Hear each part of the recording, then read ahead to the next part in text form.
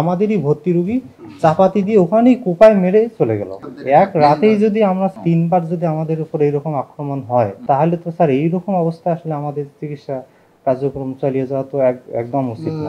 আবার স্যার এই 4টার দিকে আবার সেম ইনসিডেন্ট, রোগী বিষ খেয়ে অলরেডি মারা গেছে। এমার্জেন্সিতে ডাক্তার ক্লিনিক্যালি মনে করতেছে রোগীটা মারা গেছে।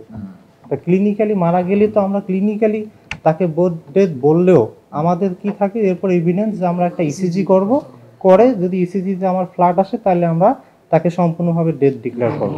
তাই রোগীর কাছে ক্লিনিক্যালি মনে হয়েছে আমাদের ইমার্জেন্সি ডক্টরের কাছে, সে তখন সেটাকে পাঠাইছে যে একটা ইসিজি করেন, এবং ইসিজি ফ্ল্যাট ডেথ ডিক্লেয়ার করছে।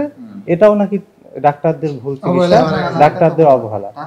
এক রাতেই যদি আমরা স্যার 3 বার যদি আমাদের জীবন নিরাপত্তা থাকে না, 3 বার যদি আমাদের উপর এইরকম আক্রমণ হয়, তাহলে তো স্যার এইরকম অবস্থা আসলে আমাদের চিকিৎসা কার্যক্রম চালিয়ে যাওয়া তো একদম উচিত না।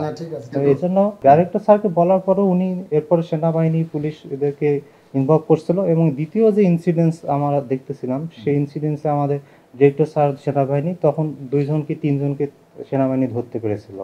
হ্যাঁ, এবং তাদেরই একজন, এবং অনেক বড় চাপাতি সহ আমাদের কাছে ভিডিও ফুটেজ ছবি সহ ছিল।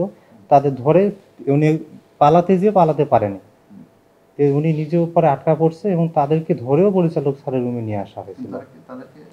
না, তাদেরকে আমরা জানি যে তাদেরকে আইনানুগ ব্যবস্থার জন্য পাঠানো হয়েছে, কিন্তু এরপরে কি আসলে আমরা জানি না।